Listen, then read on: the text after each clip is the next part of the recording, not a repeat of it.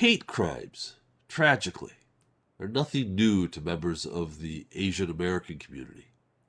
Today's guest helps us put them in historical context, from the Asian Exclusion Acts to the rise of violence targeting Asian Americans during the COVID-19 pandemic. She's Dr. Janelle Wong this week on Story in the Public Square.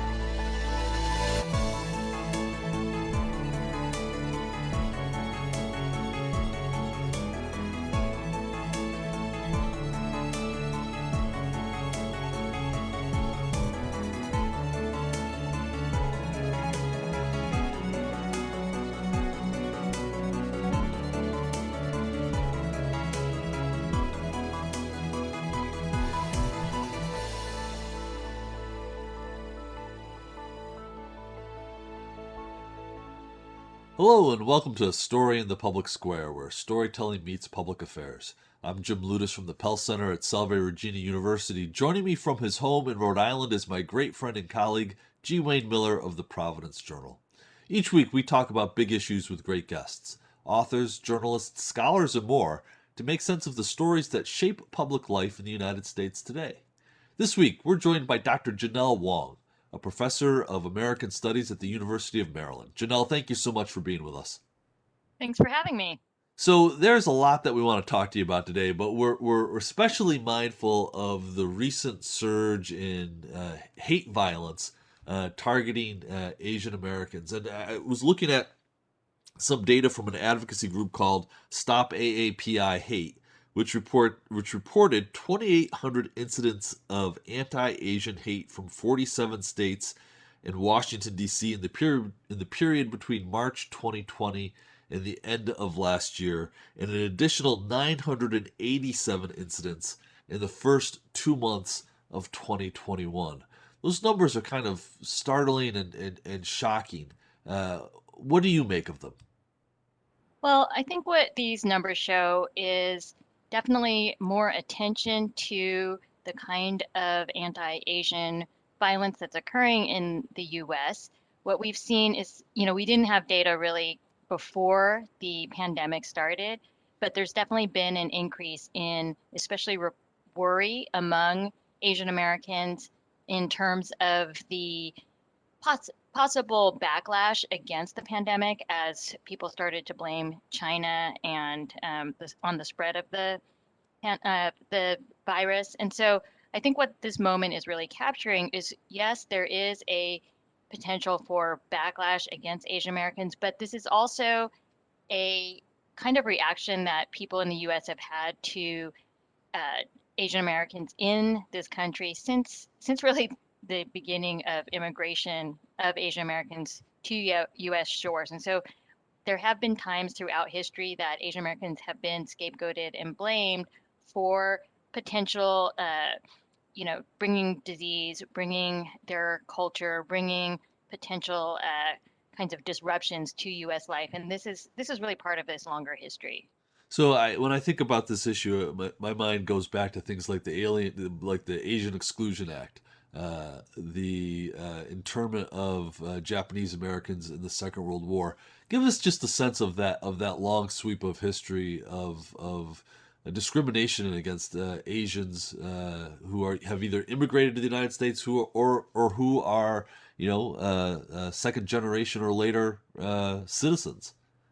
Yeah, so those incidents you bring up always occur during times of kind of national anxiety for the especially white population in the US. And so during exclusion, there were bans on immigration from China and then eventually other parts of Asia, precisely because justified really by this kind of similar rhetoric as today that Chinese would bring disease to the US, that they would bring their strange religions and strange languages. But then we see as US history kind of marches on that there are other moments where the US feels either economic anxiety or other kinds of anxiety. So either military anxiety, as you mentioned, with World War II and the internment of Japanese Americans, and also economic anxiety that happened in the 1980s as Japan started to become a more formidable economic power. There was a feeling of threat especially in the US auto industry. And so Vincent Chin, a Chinese man born in the US, was killed by two white auto workers who thought he was Japanese. This actually started to spur the Asian American movement. But then also, we've seen more recently, even in 2012, attacks against Sikh Americans who are seen as fundamentally foreign in some ways because they are blamed for especially terrorism. They're mistaken as Muslim in the US. And so this kind of cycle of violence against Asian Americans is really embedded in US history. It's not always prominent. It doesn't always get the attention that it's getting today, but it certainly is sort of lurking in the past and now in the present. So can you give us a bit of an overview of the beginnings, the origins of this? And it's in the mid 1800s when Asians came to this country for jobs in the railroad industry and other industries. That's when it began. And many of these people, most of these people came through California, which of course is your home state. Just give us a quick view of that, what was going on, the economic factors. You mentioned the economy today, but also go back and give us a bit of a view. Yeah, so in the mid 1800s, Chinese began to arrive on US shores, and they were here partly as a labor recruitment, as the country needed more people to do low wage work on the Transcontinental Railroad and in agriculture. And so Congress was actually pushing for labor recruitment and described Chinese Americans as especially well suited to uh, to agricultural work. Quickly, though, that turned to a sense of potential economic competition. And as more Chinese came, they were still like less than 1% of the population.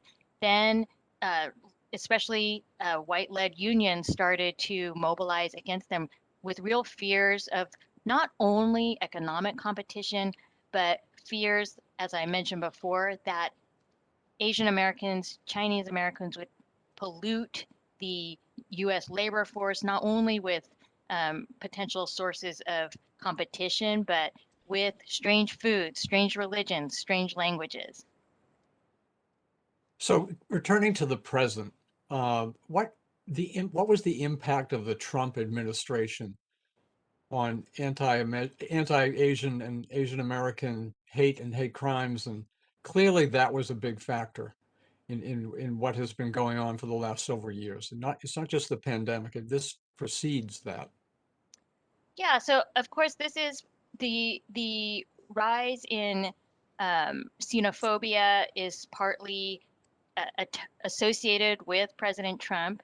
So while these things have been these kinds of trends in history, anti-Asian sentiment has been part of U.S. history. It is triggered at times by especially rhetoric from political leaders, and Trump is a good example of that. And so as Trump started to talk about China as an enemy and getting tough on China, then because of this longer history and association of in the US mind of Asian Americans as fundamentally foreign, then they become an easy scapegoat. What happened in terms of the pandemic in particular, though, is that as China became the target of Trump's blame, then we saw other political leaders take up that same kind of language, calling the virus the Wuhan virus, calling it the Kung flu. And there's a lot of evidence in terms of looking at trends on Twitter and then associating those trends with implicit bias that as rhetoric sort of started to center on Chinese as a potential source um, of the virus, then people's implicit bias towards Asian Americans as a whole began to increase. And one of the most interesting things about this moment of the pandemic moment is that while the blame was sort of squarely on China, Asian Americans of all different national origins felt the impact. So they all expressed worries, including Indian Americans, and they were all subject to racist attacks to some degree. So many of those attacked are not Chinese. They were, Korean, they were Southeast Asian. And so that shows you the kind of the nature of anti-Asian bias, it doesn't ever center on a single group usually. Is there any understanding of how those leader and group dynamics work? In an earlier part of my career, I remember looking at the rise of ethnic violence in various parts of the world, and the role of the leaders is really essential in understanding why populations that traditionally have lived very well together for a very long time suddenly turn on one another. Do we have an understanding of how that has happened for members of the AAPI community in the United States in this current context? Well, I think most of us do trace the particular way that anti-Asian rhetoric affects our group by by really looking at these deeper roots in history, the tenacious power of this perpetual foreigner stereotype is fairly unique. It's not only Asian Americans who feel it. So sometimes Latin Americans are subject to the same kind of outsider status, but if you think about, let's say, Russians, and there's been a lot of condemnation of Russia as infiltrating our democracy, as trying to tear down our democracy, you don't see the same kind of backlash when leaders are very harsh towards Russia at times, right? And it doesn't necessarily translate then into a scapegoating of people who are Russian in the US, partly because of race. I mean, it really comes down to why does this happen? Because Asian Americans are distinctive in terms of their racialization in the US, and that leads to a certain kind of experience that isn't experienced by European immigrants. So we could do a whole program on this question. It's something we talk about a lot, and that's the role of the media in influencing thinking and politics and policies. But give us again sort of an overview, pro and con of the role the media have played over the years, and particularly now in this current climate in early 2021. Yeah, the media has played, I mean, on the one hand, the media is what is drawing attention to the current experiences of Asian Americans. And I see, reporters and journalists doing a lot of work to kind of lift up this particular, maybe less understood experience of race in the US that is embodied by Asian Americans. But at the same time, there is this long history of the media, kind of going all in on certain kinds of stereotypes, covering Asian Americans as either foreigners or as especially uh, well suited to math and science. I have to say that I think the media has done a very important job in drawing attention to especially violence against Asian Americans. But one of the frustrations I have is that it tends to focus on Asian Americans outside of the broader context. So Asian Americans, about 10% have reported experiencing a hate incident in the first months of 2021. And 10% of Black Americans and about 10% of Latinos have also reported a hate incident. And so, I think we need to understand the experience of Asian Americans as rooted in much of the same kinds of racism that other groups face, but also distinct. And that's kind of what I'm not seeing as much of in this moment.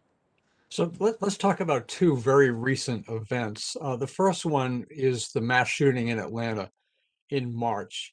That, I think, brought to people who maybe had not been paying attention a focus on this. Obviously, this is a terrible tragedy, but do you think that in any way, at least in the media context, will begin to show a greater awareness and understanding?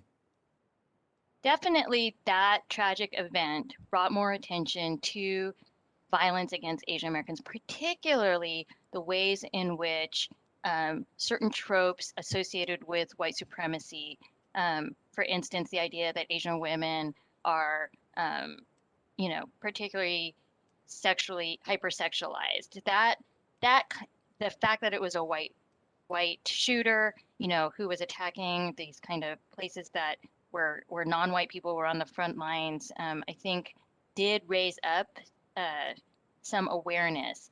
At the same time, I think that again, that incident was sort of treated in isolation to some extent, and did draw this very important um, attention to the Asian American experience with especially racialized violence. But it also, kind of failed to connect. This was all unfolding against the background of the trial of Derek Chauvin, who killed George Floyd, and other incidents of police violence. And so, one of the things my colleagues and I did after the Atlanta shootings, 2 days later, we had a survey in the field with SurveyMonkey that really brought out some of the both kind of commonalities across racial groups and the differences. So we find, for instance, that yes, Asian Americans, 60% or more are likely to say, someone um, told them, asked them where they were from, assuming they're not from the US, or more than 40% have been treated like they don't speak English when they do. But at the same time, we also found that Asian Americans were the least likely to experience police violence. They were less likely than other groups, Black Americans, Pacific Islanders, Native Americans, to face housing discrimination. They are the least likely to be told by a teacher to um, not to continue their education. And so, understanding the Asian American experience, the particular ways in which we experience racism, in connection to how other groups also experience racism, I think is like this fundamental opportunity right now that we need to reflect on more deeply. So the other event, of course, was the uh, guilty verdict. Actually, we're taping this in April. It was just yesterday of Derek Chauvin, of the murder of George Floyd. How do you see that impacting the entire national dialogue and in particular Asian American people? I mean, I think that it is, again, an opportunity. That tragedy is something that really also presents an opportunity for solidarity by Asian Americans. And we are seeing some of that, but it's complicated. One of the police officers that witnessed and was a bystander in the killing of George Floyd was an Asian American man, right? And he was Hmong American, one of the least advantaged groups, most marginalized groups in the Asian American community, Hmong Americans. So, I think what we are looking at here is a chance for greater understanding. I know many Asian Americans, for instance, our surveys show a majority of Asian Americans support Black Lives Matter, and that is especially true among young people. If you asked people whether or not they want to reallocate funds from police to education and healthcare, we see a critical mass of Asian Americans supporting that kind of policy. But we also see some divisions. So older people are more conservative, especially on some of these issues. But what has been very interesting about this moment is after Atlanta, after the attention to anti-Asian bias that we've seen over the past year, grassroots community organizations in the Asian American community have been like hyper vigilant about trying to change the narrative from one of policing, and hate crimes, which, increased hate crime legislation, which is one way to address these, to something else, community investment, doubling down on anti-poverty programs, trying to think more broadly about long-term solutions to bias that don't necessarily just go to this kind of traditional narrative of, yeah, there's crime, let's go to more police. That is not necessarily the answer, according to many organizations on the ground. So that's certainly a welcome development. Yeah, I mean, I think it is a real testament to the leaders that were, Asian American leaders who were on the ground before the Atlanta shootings, will be there in the future, who have developed, I think, very strong relationships with other racial justice community organizations, so that they're very much aware, in maybe the way that you were hinting at, of the experiences of other groups, and they don't want to invest in a response that could lead to very tragic consequences for other communities of color. So, Janelle, I wonder if we could take a step back and look at the political dynamics in all of this. You were the co-principal investigator of the 2016 National Asian American Survey, a nationwide survey of Asian Americans' political and social attitudes. Let's talk a little bit about what you found in the course of that survey. So this is also, there's so much attention right now to Asian Americans and whether or not they will present a meaningful force in the larger US electorate and in US politics. And when people are talking about Asian Americans, they are usually talking about, is there really an Asian American agenda? What holds this really diverse group that, represents so many national origins, so many language groups, so many generations? What holds them together? And the stereotype would say, oh, it's either immigration issues or it's education, because those are the two stereotypes that we are saddled with, the perpetual foreigner stereotype and the model minority stereotype. But what we found in 2016, and it continues to be true in 2020, is that the issues that hold Asian Americans together, that make them really distinct from other Americans, are healthcare. So 80% of Asian Americans support universal healthcare. They love Obamacare. Second is the environment. Asian Americans are environmentalists and environmental voters. Almost nobody thinks of them as such.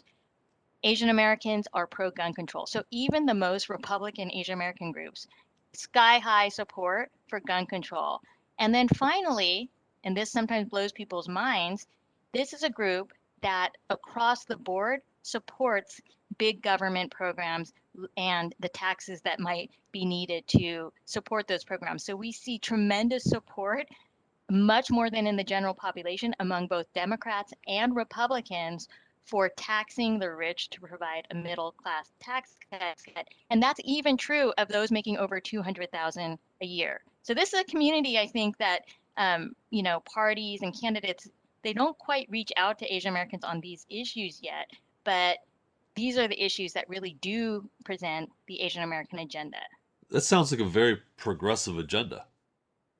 That has also been a big surprise. I think people think they consider Asian Americans sort of split, but Asian Americans are becoming a more consistent bloc. There are a lot of people who are nonpartisan, but we're really seeing that over the last 20 years, a kind of consolidation with the Democratic Party. Is it a shoe-in for the Democrats? No, because there's still a lot of pockets of conservatism among Asian Americans, and we still see lack of outreach by the political parties to Asian Americans. Even, I think maybe what parties might be focusing on is, even as we saw, Asian Americans were pretty important in swing states like Georgia in 2020 and in the runoffs.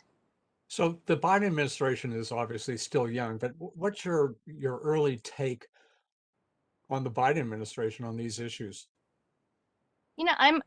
I don't have a lot of faith that uh, there will be, kind of consistent outreach to Asian Americans by either party after what I've witnessed in my lifetime, that Asian Americans seem like an exciting new group of voters sometimes, but when the rubber hits the road close to an election, then parties start to think, oh, why are we going to go after a group that's mostly in California, New York, and Hawaii, these very blue states? Why are we going to go after a group that, yeah, they lean one way, but they're not a sure thing.